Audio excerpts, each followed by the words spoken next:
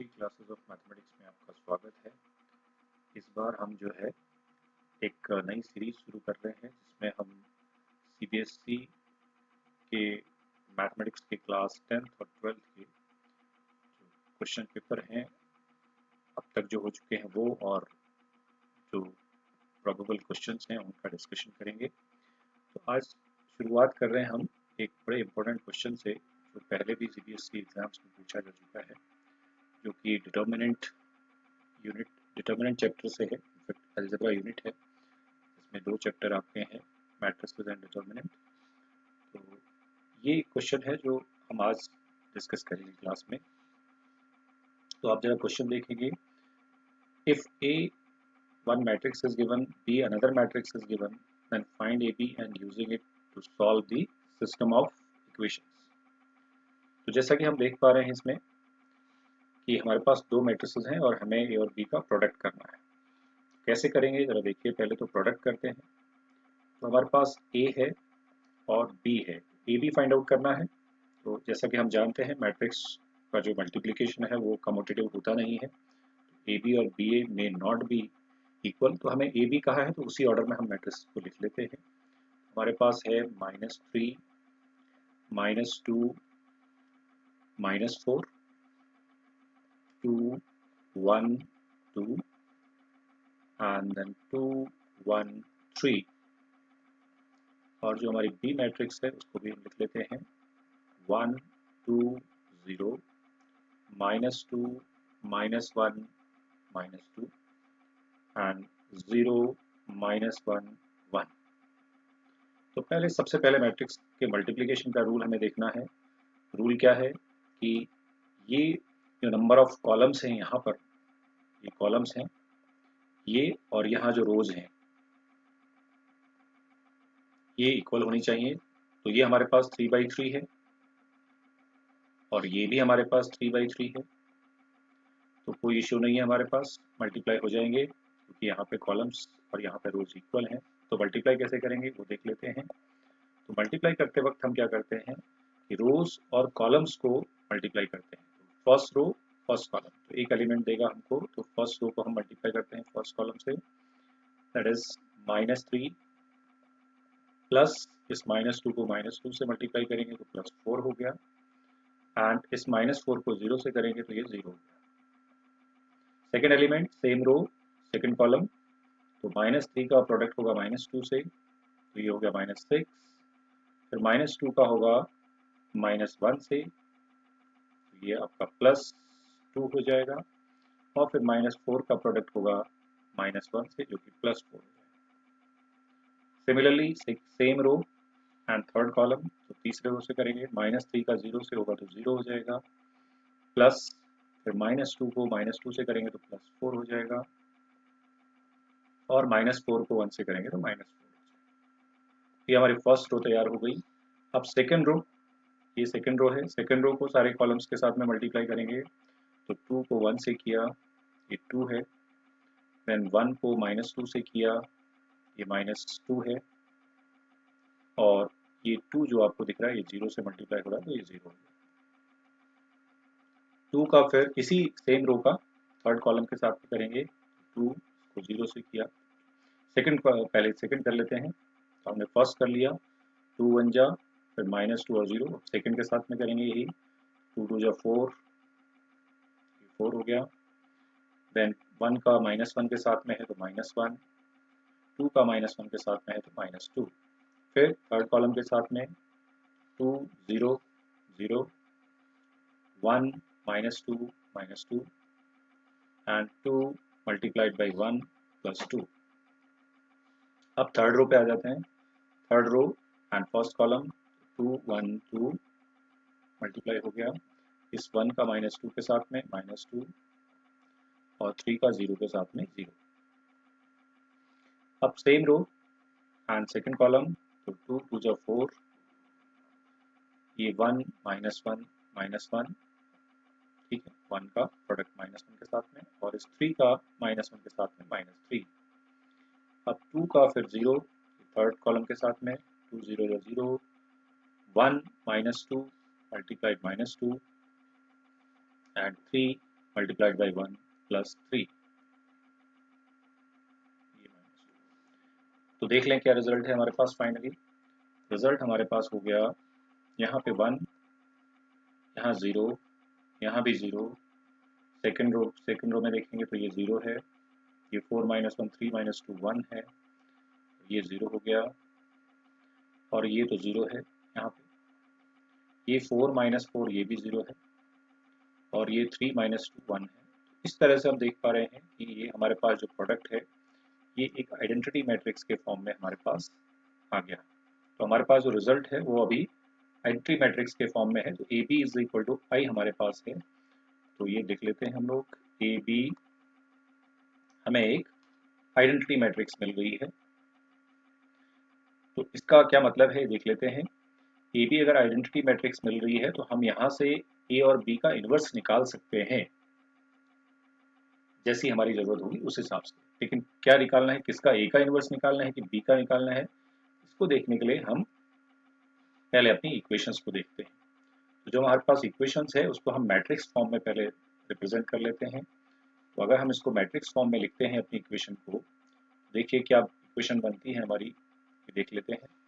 तो हमारे पास इक्वेशन है 1 माइनस 2, जेड पार्ट है नहीं तो 0, 2 माइनस 1 माइनस 1, यहाँ पे 0 है, देखिए एक्स नहीं है इसमें तीसरी इक्वेशन में, माइनस 2 एंड 1। तो ये तो हमारा कोफिशिएंट वाला पार्ट हो गया। साथ में हम लिखते हैं x y z, x y z, and other side हम जो उधर वैल्यूज हैं 3 2 3। तो ये हमारे पास जो फॉर्म है ये एक तरह से ax is equal to b type का है। बट हमें ये देखना है कि हमारे पास एक्चुअली ये जो मैट्रिक्स है यहाँ पे ये इन दोनों में से कौन सी है, ए और बी में से। तो आप जरा देखिए 1 2 0, तो यहाँ हमें 1 2 0 इधर दिख रहा है और यहाँ हमारे पास 1 2 0 इधर दिख रहा है। तो ये थोड़ा सा देख लेना है, यहाँ पे 1 2 0 इधर है और यहाँ पे 1 2 0 कॉलम में है, और यहाँ रो में है और यहाँ कॉलम में है।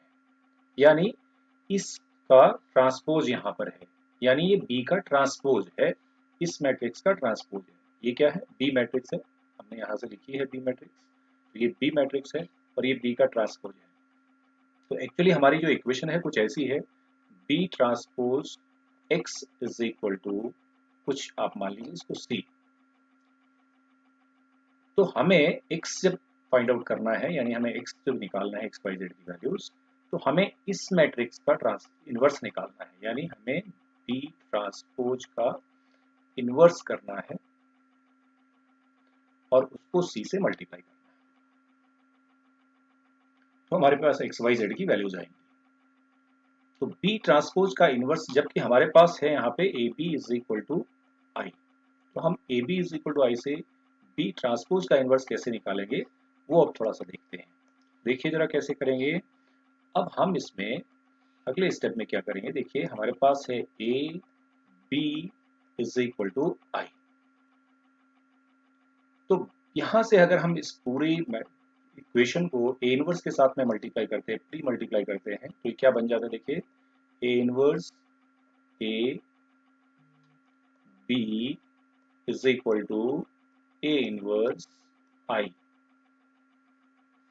तो ए इनवर्स हमारे पास आइडेंटिटी मैट्रिक्स होता है, तो ये आई हो गया, I into B is equal to, यहाँ पे हम लोग ये देखते हैं इसको कि ये ए इनवर्स हो जाएगा।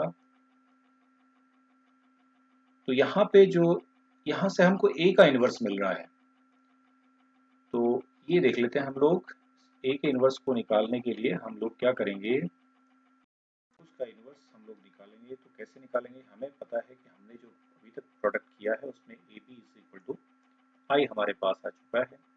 हम इसको बी इनवर्स से मल्टीप्लाई कर लेते हैं, A B B inverse both side, I multiplied by B inverse.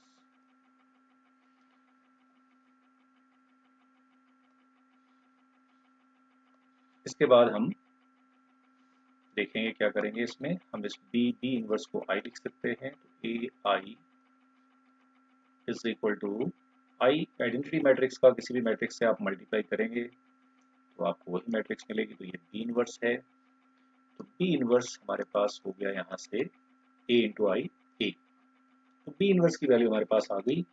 ए हमारे पास ऑलरेडी हमें मालूम है, ये हमारे पास ए है फर्स्ट मैट्रिक्स, दैट इज -3 -2 -4 2 1 2 2 1 3।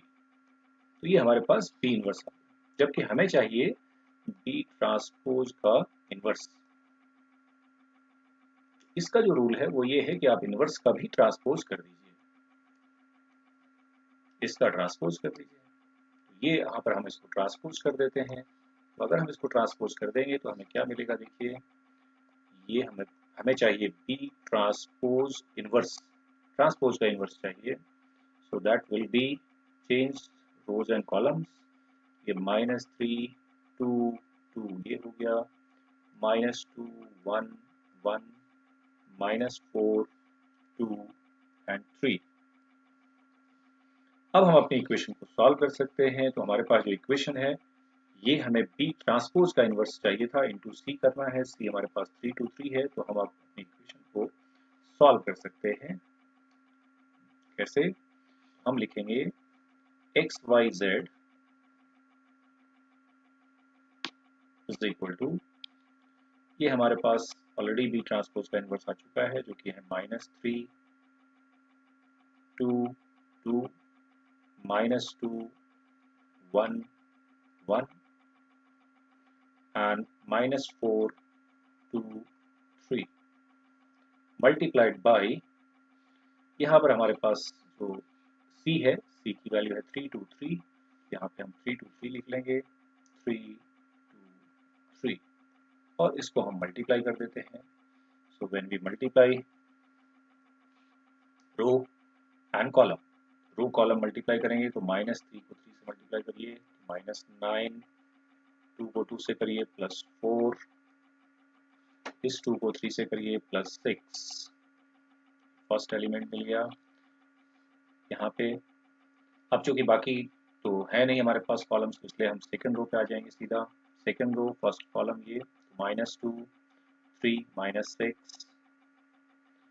1 को 2 से किया तो 2, इस 1 को 3 से किया तो 3 +3 एंड देन इस -4 2 3 को भी इससे मल्टीप्लाई करेंगे तो -4 3 ये -12 है, ये 2 2 4 है और ये 3 3 9 है। तो हमारे पास जो फाइनली वैल्यू आ गई है वो है, ये आप देखिए 6 4 10 -9 1 3 2 5, यहाँ पे -1 और यहाँ पे देखिए 9 4 13 ये 1। ये हमारे पास एक्स वाई जेड की वैल्यूज आ गई। तो एक्स वाई जेड हमारे पास फाइनली हो गया एक्स वाई जेड। ये एक्स वाई जेड की जो वैल्यूज हैं वो हमारे पास x is equal to 1, y is equal to -1 and z is equal to 1। इस तरह से हमारा ये एक 5 मार्क्स का क्वेश्चन सॉल्व हो गया है, जिसमें हमने प्रोडक्ट की हेल्प से इस इक्वेशन को, सिस्टम ऑफ इक्वेशन को सॉल्व किया है। इसी तरह से हम कुछ और इंटरेस्टिंग क्वेश्चंस को लेकर के